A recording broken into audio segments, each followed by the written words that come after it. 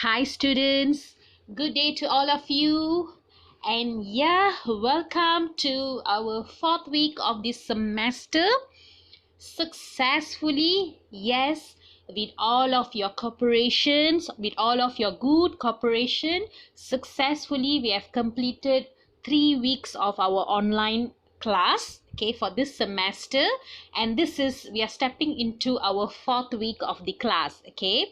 So as all of us are aware, the MCO period has been extended to 12th of May, and there is some rumors or some saying that this could be extend until end of May, but no any official announcement yet, okay. But let's just wait for the official announcement. Don't get panic, just wait for our official announcement. It's just what I heard around and all that, okay. Sorry for that.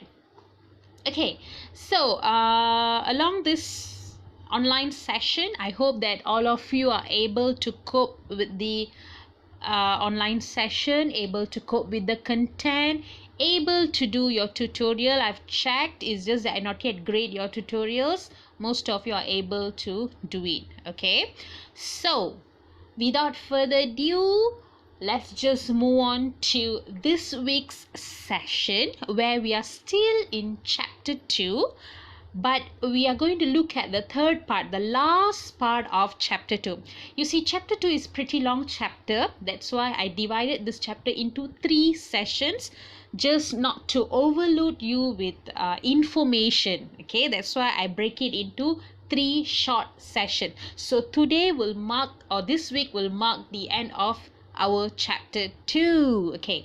So the third part of chapter 2 is also a small subtopic, I would say, okay, where in today's agenda we are going to complete, or we are going to look at what is the market positioning, okay, and then we will look at repositioning. So these are the 2 elements that we will look at today in our today's session, okay. So once we have completed this, yay, we have done with our chapter 2.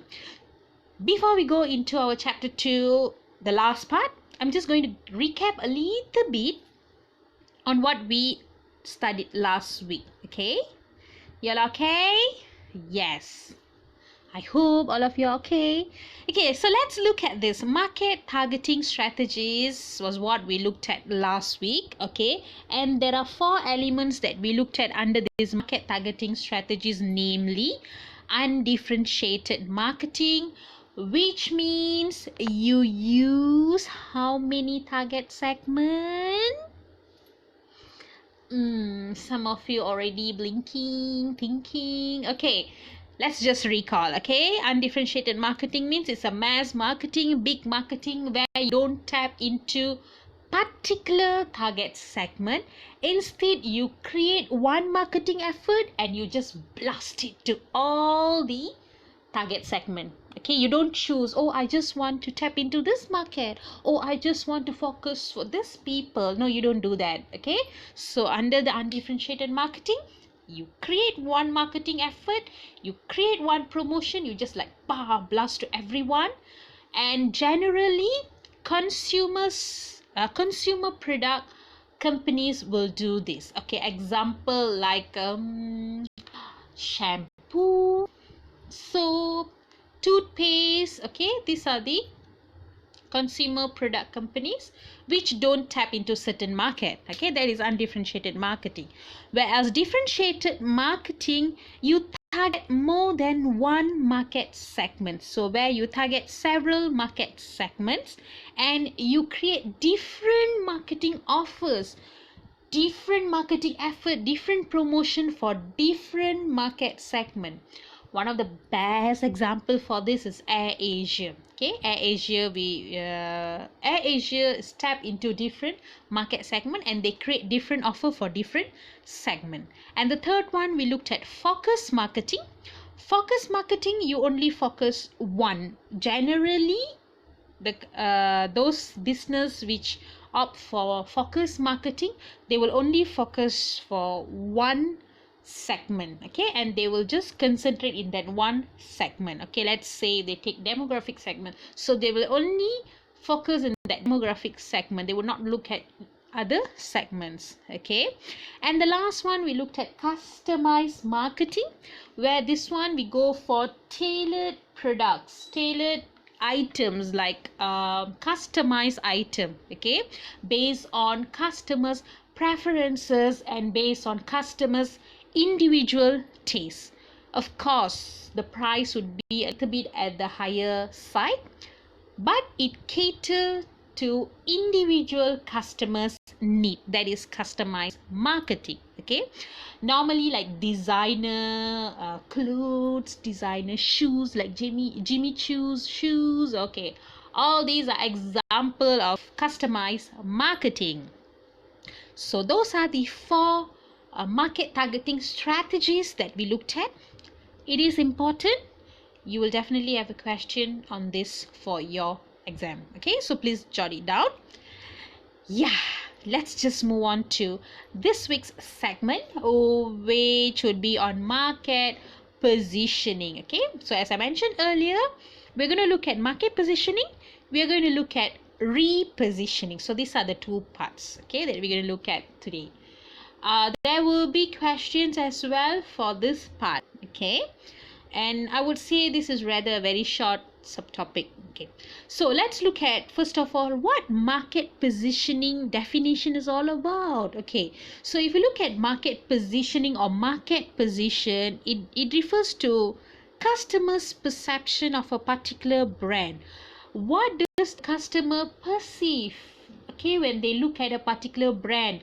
What does the customer think when they hear about a particular brand? Okay, so it is about the customer's perception of a brand or a product in relation to the competitive brands or competing brands. Okay, if you have two brands in the market, for example, let's take an example which is like so close to us, phone. Okay, when we take two phones. Okay, let's take let's take Apple and let's take Vivo. So when I say Apple, what is your perception? Okay, the moment I say Apple, you can just think lavish product, luxury product that gives you a lifestyle, premium product, high price, okay, quality, security. So these are the perceptions of Apple in general, Apple brand in general.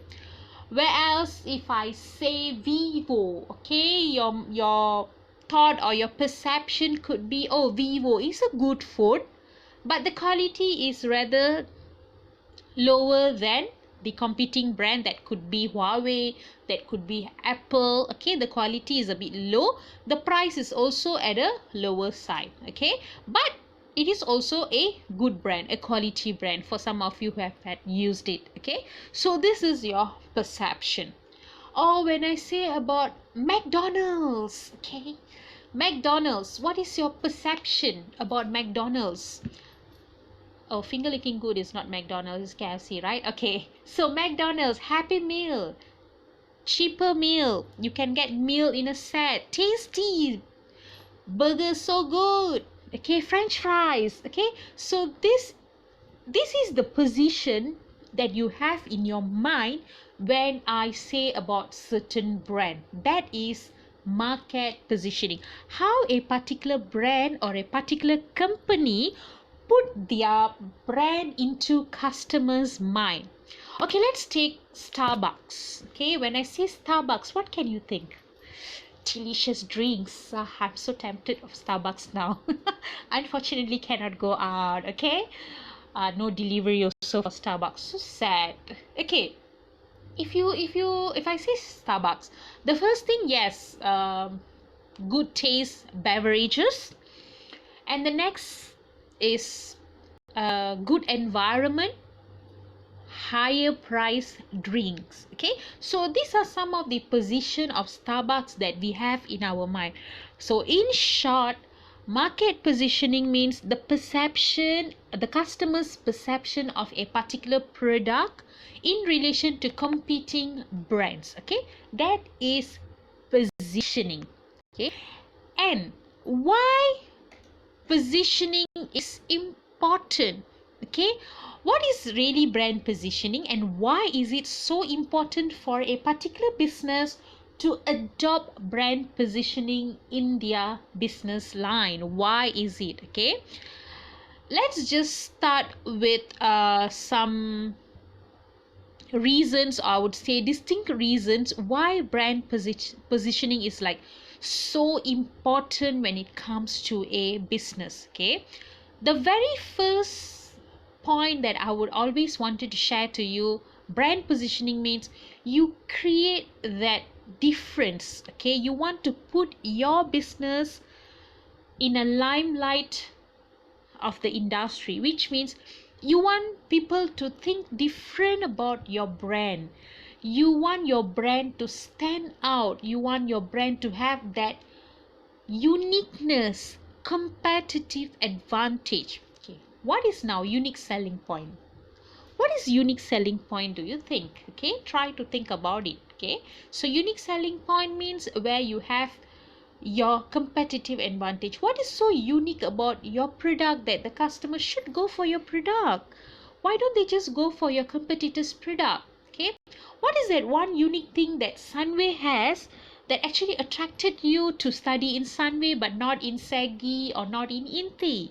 Okay, maybe the location of Sunway JB, or the brand name of Sunway, which is well established here in Malaysia, for example.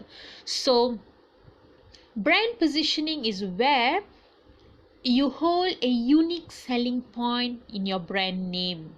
Okay, and also the quality of the brand. Okay, what is so different about your brand? How do you stand out as compared to your competitors? So now the I'm just going to share to you some reasons or distinct reasons, about like 5 reasons why brand positioning is so important. First of all, brand positioning creates market differentiation, as I mentioned. Okay, it creates unique proposition, unique standing for your brand.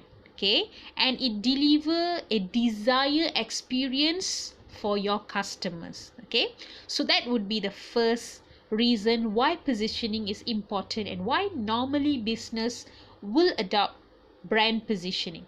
And second, brand positioning would be able to help to break through the clutter noise. Okay, break through the clutter noise means your brand position enables you to efficiently and effectively communicate and reach your target audience. So your brand position would be the main element that will help to convey the message of your brand, the message of your product and service to your target audience.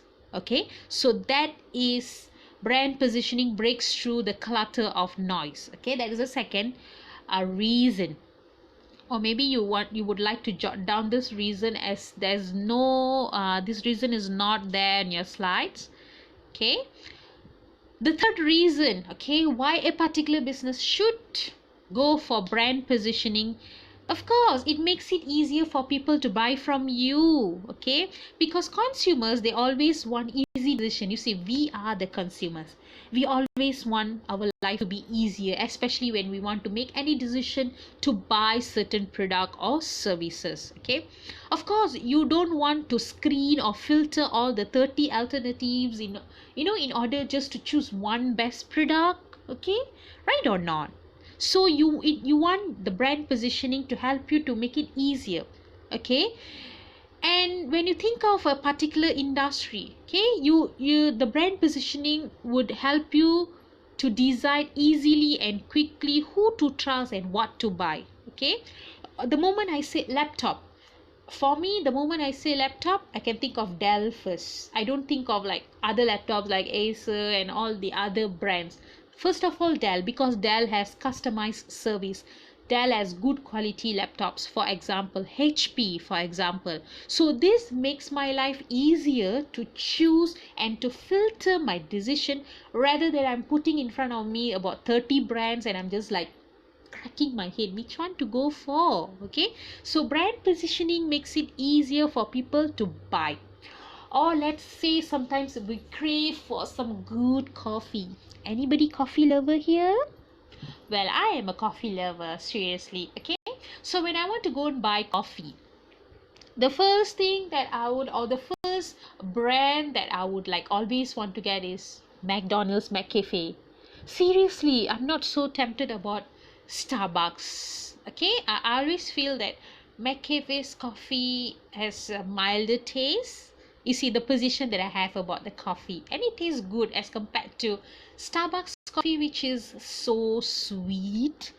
Yes, it is so sweet. Okay, I think that sweetness is for the price that we're paying for lah. Okay, so that actually makes my life easier to buy a coffee. Whenever I think of coffee, okay, let's just go to McCafe and just get a cup of cappuccino, for example. Okay, so that makes my life easier. So that is the third reason why positioning is important for a business.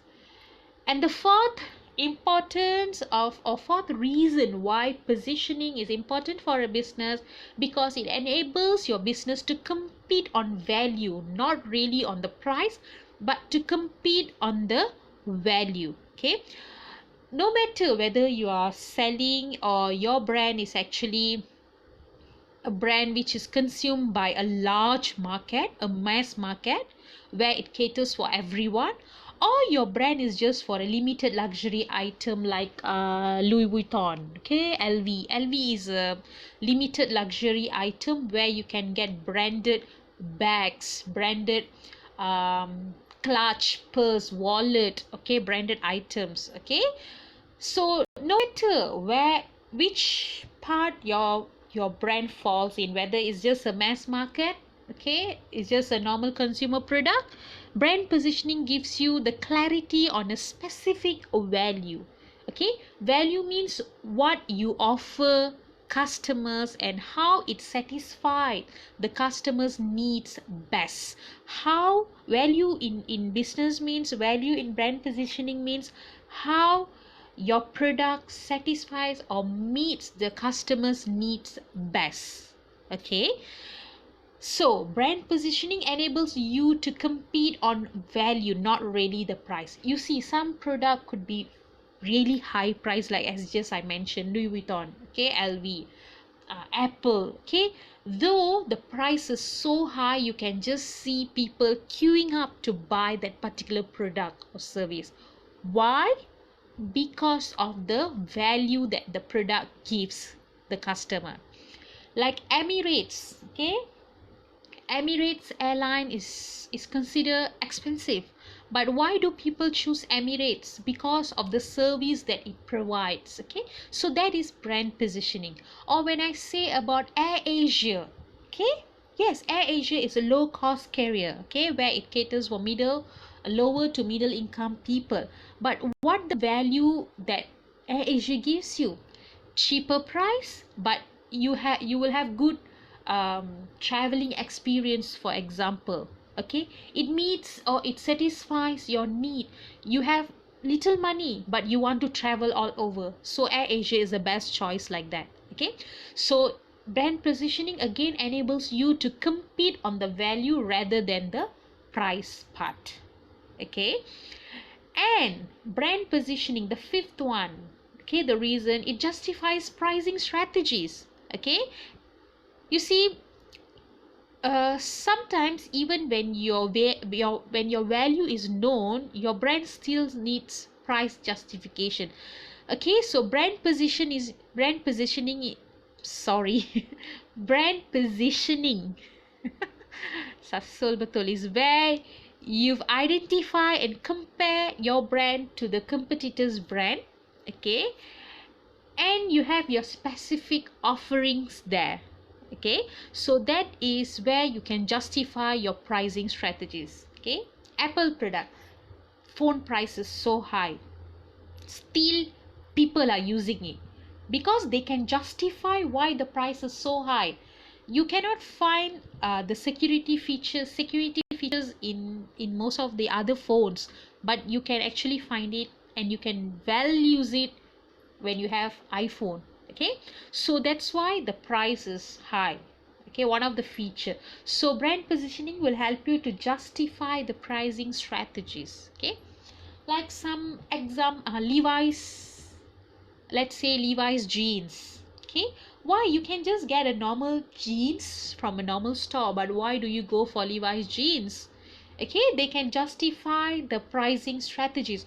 Why the price is so high? Because of the quality that it gives you. When you buy a Levi's jeans, you can use it for years. For years you can use it, so it justifies the price. So these are the 5 reasons why positioning is important for a business to adopt and adapt to it. Let's just go through roughly or once again recap. Okay, so the first reason, it creates market differentiation, where when you have unique proposition, then people will be able to differentiate your product with other competitors product. And it break through the clutter of noise, where brand position enables you to efficiently and effectively communicate your brand value to your target audience. And then it makes easier for people to buy from you. Okay, because they don't need to go through a lot of alternative. They all know, okay, this brand is super good, I should go for it. Okay, and then it enables you to compete on the value. Okay, brand positioning gives specific value for your brand. Okay, and the last one, brand positioning justifies pricing strategies. Okay, so when you are so when your brand is already positioned there, even if the price is high, people will still go for it.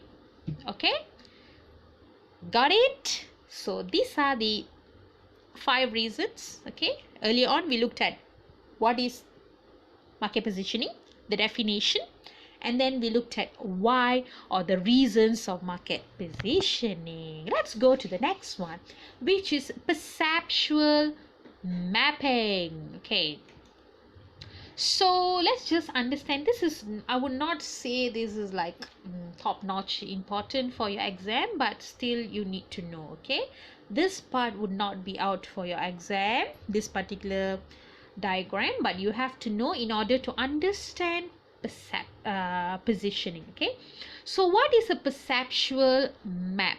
Okay, so perceptual map is actually a visual technique where it is designed to show the average target market consumers understanding of positioning, okay, among the competing products in the marketplace. So let's look at this perceptual mapping here. Okay, so let's look at the first part. Okay, let's just start from, okay, high price.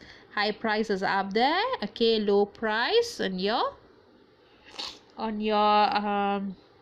left, high quality on your right, low price in the bottom. Okay, so let's look at low price at the bottom. Okay, high quality to low quality. Okay, let's look here. You have low price, okay, which is Toyota. Okay, consumer price which is according to consumers need. Okay, consumer afford. Then you have Ford, we have Honda. Okay, if you look at the high quality here, Honda is considered the quality is better than Toyota. Okay, Toyota price is low, yes, the quality is a little, or the quality is in the middle as well, the middle part. Okay, look at Volkswagen. Okay, we always perceive Volkswagen as one of the best car and all that, but look at the quality, it's towards the low quality. Okay, the price is somewhere in the middle, but it's towards the low quality. Let's look at here Mercedes-Benz. Okay, Mercedes-Benz, the price is high and the quality is near to perfect, high quality product. Same goes to same goes to Audi. Okay, Audi also price is somewhat towards the high price and towards the high quality. Kia Motors, Renault, okay, all these are into the towards the lower quality. Mini Cooper, Okay, Mini Cooper is in the middle. Okay, so this is perceptual mapping, which means you will see the price, you will connect the price and also the quality. Okay, so that is perceptual mapping in short. You no need to know in detail about that, just you need to know how this perceptual mapping works. Okay, got it? So I hope all of you are following me still with me. Okay, let's go to the next one, which is a repositioning. Okay, the second part of our today's session, which is repositioning. Okay, so let us look at we already look at what is positioning. Okay, it means how you're going to create that brand in your customer's mind, how customer going to perceive your brand into their mind. Okay, so once that is already done, we're going to look into repositioning. Repositioning means a brand or a product that needs some alteration. Okay, alteration in term of, could be in term of the logo, in term of the ingredient of the product, in term of the management. Okay, and how all this will help to place the product in customer's mind once again. Okay, that is repositioning. Okay, so if you look at repositioning, okay, normally after business initially introduced to the market, okay, brands are constantly being repositioned. Why sometimes brands need reposition? Okay, why you need to, like, reposition means like you redo the brand. Okay, so in proper definition, repositioning a brand or a product means where you alter its place in the minds of the customer. Okay, or essentially you are changing the brand's or the product's image, the product's identity. Okay, or you change the product's logo, as I mentioned earlier. Okay, maybe previously the brand's image in customers' mind is like so low. Okay, so what you do, you tend to change the product image and identity to create that above average, or to create that high level impact in customers' mind about the product. A very good repositioning that I can share to you that's happening currently is our Malaysia Airlines. Okay, so what happened to Malaysia Airlines back in the year 2014, right? Yes, back in the year 2014, where Malaysia Airlines MH370, okay, has gone missing from the radar. Okay, and this actually created a high impact on the airline service until the airline service went into a deep crisis. Okay, and now they reposition the brand. Okay, where different management took over the brand and they reposition the brand, where you can see Malaysia Airlines ticket pricing is rather lower. Okay, for some destination is lower, and they are encouraging more local destinations. Okay, previously if you see, Malaysia Airlines is more into international destination, but after they face this crisis, okay, after the MH370 and MH17 shut down, okay, so what they did, they want to reposition, because people already scared, people already have that bad image about the company in their mind. So in order for this company to sustain in the market, they should come out with new strategies. The name is still the same, Malaysia Airlines. Okay, previously was Malaysia Airlines System, now Malaysia Airlines Berhad. Okay, name is same. Okay, but the management has changed. Okay, so this is one example of repositioning in the market. So their new destination, they cater more to local side as well as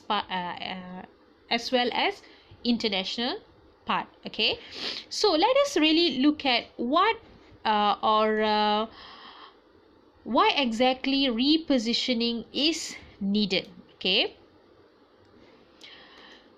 repositioning exactly is needed when a particular business, okay, I'm sure you have already learned about product life cycle, right? Okay, so in product life cycle you have introduction, okay, follow me. Introduction, you have growth stage, you have mature stage, and you have decline stage.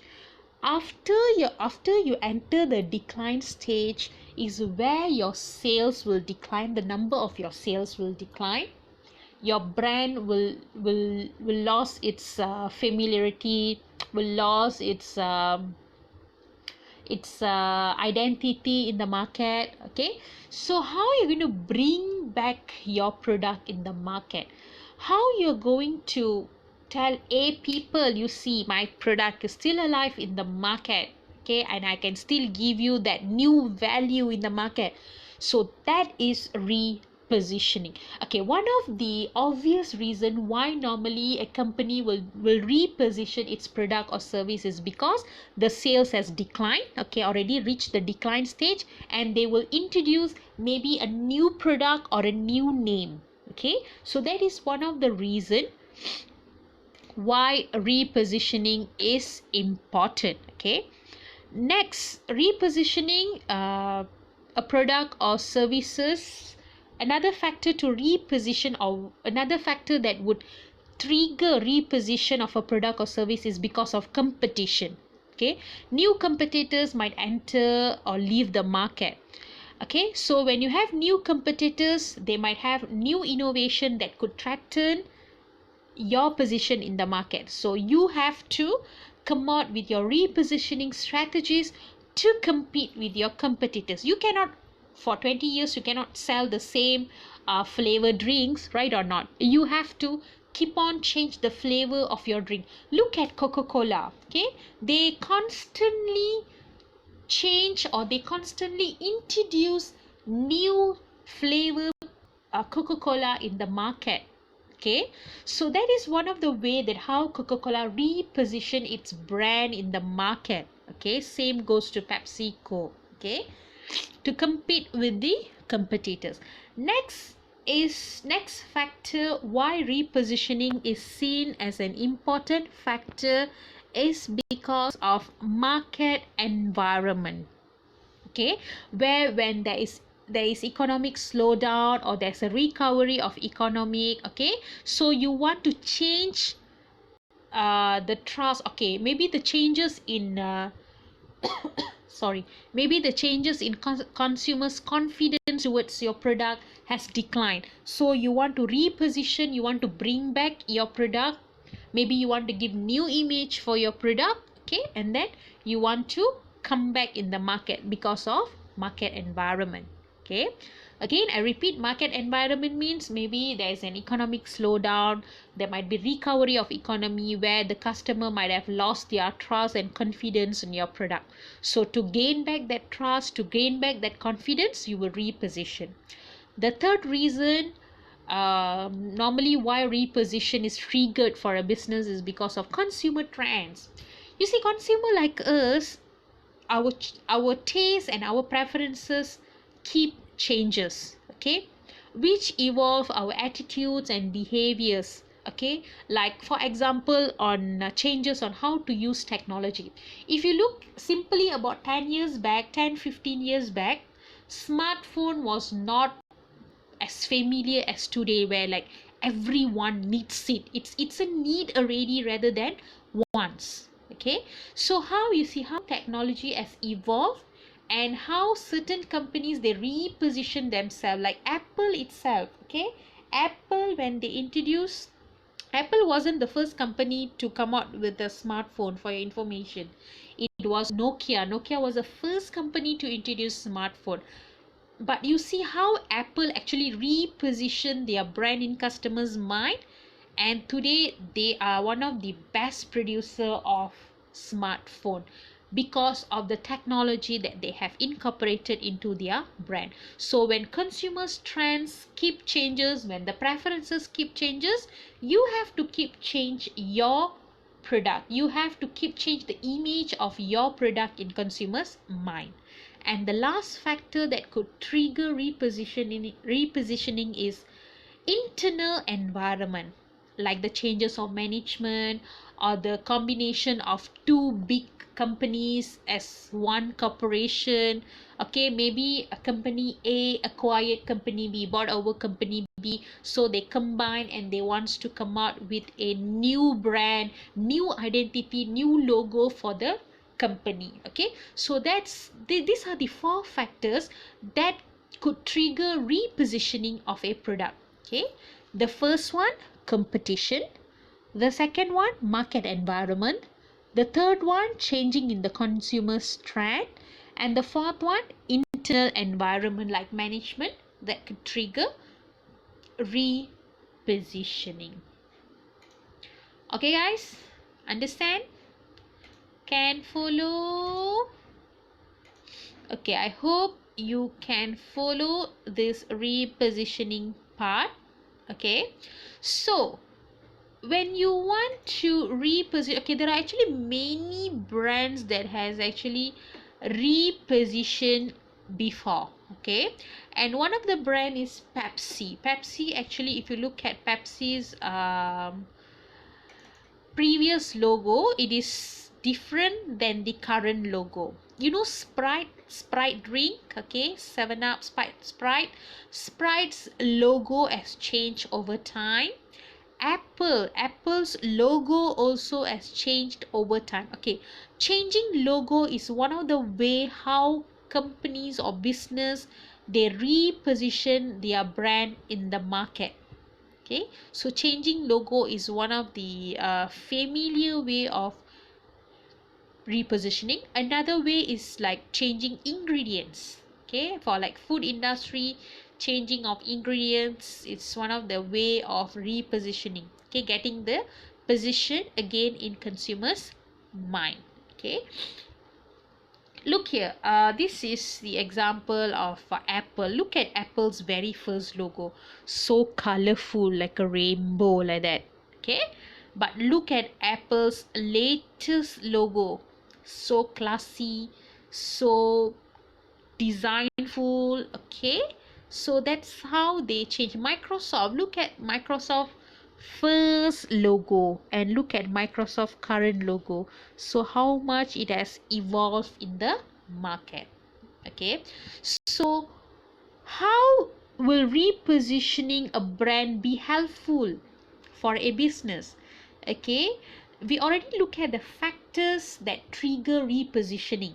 Okay, why some companies wants to reposition their product, their brand. But let's look at how will repositioning a brand be helpful for a business. Okay, so you see, being positioned too close to a major competitor means that the brand is constantly sharing sales from consumers. Okay, see, consumers like us will always seek products that could benefit us. Okay, so if you want a new positioning will hopefully reduce the direct competition and lead to more sales and profit stability. Okay, so which means when you reposition your product, okay, when you have new position for your product, it will directly reduce your competition in the market. Okay, so when your competition in the market is directly reduced, okay, this can give you more sales and profit stability. This is one of the way how repositioning could be helpful.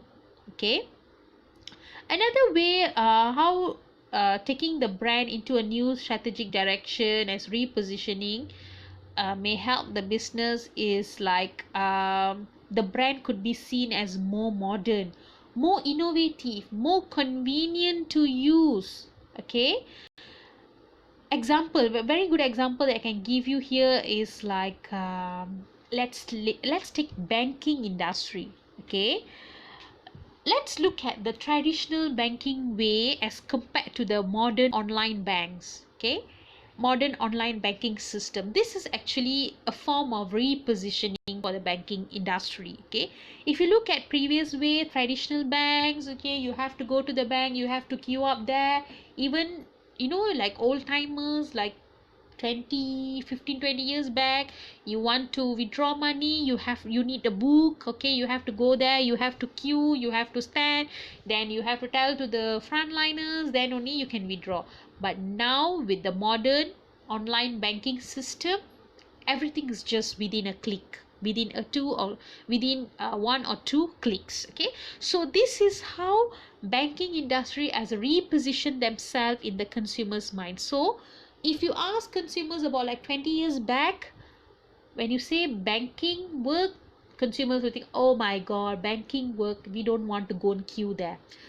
That is perception about 20 years back. But let's see the perception in today's modern living. Okay, in today's online banking, oh, banking work very easy, let's just google it, let's just sit in one place, one or two clicks, that's it, my job is done. Okay, so this is how the perception has changed, which help the company as well. Okay, so these are the some of the positioning that could be helpful, okay, for the business. Okay, that's it. So we have done with positioning and repositioning of brands in the market. Okay, let's just recap a quick one. Okay, so positioning means refers to consumers' position. How do consumers think about your product, about your brand in their mind? Okay, and then we looked at some factors of some reasons why positioning is important, about 5 reasons why positioning is important. Okay, and then we looked at this perceptual mapping, which means the relation between the price and the quality. Okay, some items or some product or some brand, they will have average quality, average price, and also average quality. Some brands, they will have high price and that will associate with high quality product as well. Okay, that's perceptual mapping. And then we looked at repositioning. Okay, what is repositioning? To gain back customers' trust and confidence. And we looked at 4 factors that could trigger repositioning, and we looked at some helpful strategies of repositioning. Okay, that's it. We are done with this week's session, and that marks the end of chapter 2. Okay, so chapter 2 has ended. As usual, you will have your tutorial questions to do. Okay, a gentle reminder, when I go through your tutorial questions, some of you copy pasted the work. Don't think that I would not be able to check your work. Okay, of course, you are sending it through online. Everything is being done through online. With just one click away, I will know whether that is a copy paste job or you have written it on your own. So if you feel that you're so smart that you copy paste, and if you think that I wouldn't know, don't think this is a paperwork where I won't be able to put it online to check. Even paperwork, I do put it online to check. Okay, moreover, this is an online task. So if I again come across any copy paste work, of course you can Google your answer. That's the best source of information. But don't copy paste. Take the answers, okay, get the insights, get the idea, rephrase it with your own word. Write what you understand. Don't cheat yourself. Don't think that you are actually being smart, cheating me. No, you're cheating yourself. Okay, always put that in your mind.